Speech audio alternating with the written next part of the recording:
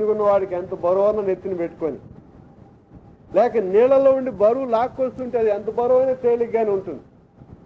నెత్తిని బరువు పెట్టుకుని అలాగే నీళ్ళ నుండి పైకి లేస్తామే, అప్పుడు బరువు తెలుసు.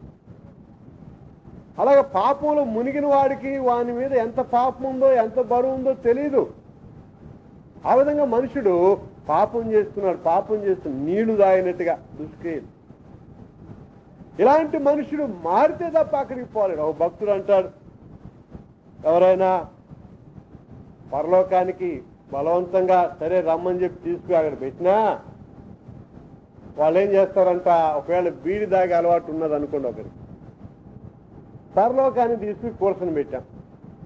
మీటింగ్లో కూర్చుంటేనే 1 గంట ప్రసంగం ఎక్కువయ్యేటప్పటికి ఏం చేస్తారు, నెమ్మదిగా తలగీరుకుంటే నెమ్మదిగా లేచి బయటకు వెళ్ళిపోతారు. బయటకు వెళ్ళిపోయి పొగ తాగేసి మన కూర్చుని లేదంటే అట్నే పోనన్నా పోతాం. ఇప్పుడు పొగ తాగే అలవాటు ఉన్నవాడు పరలోకానికి పోయి కూర్చుంటే ఏమవుతుందో అని 1 గంట 2 గంటలు ఎట్లా సతాయించుకుంటారు.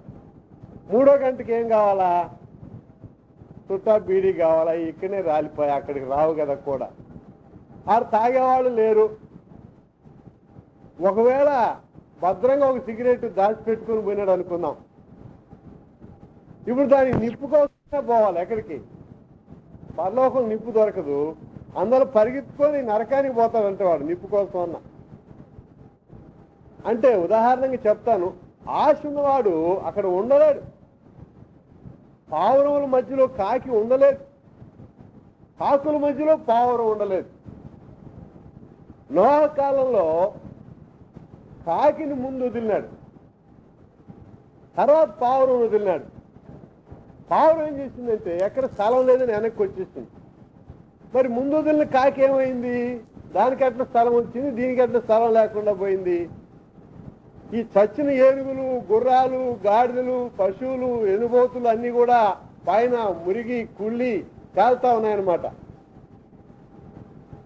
మనిషి చచ్చిపోయి కుళ్ళిపోతే పైకి వచ్చేస్తాడు, కుళ్ళేదాకా కింద పోయి కూర్చుంటాడు, కుళ్ళిన తర్వాత పైకి తేలిపోతాడు.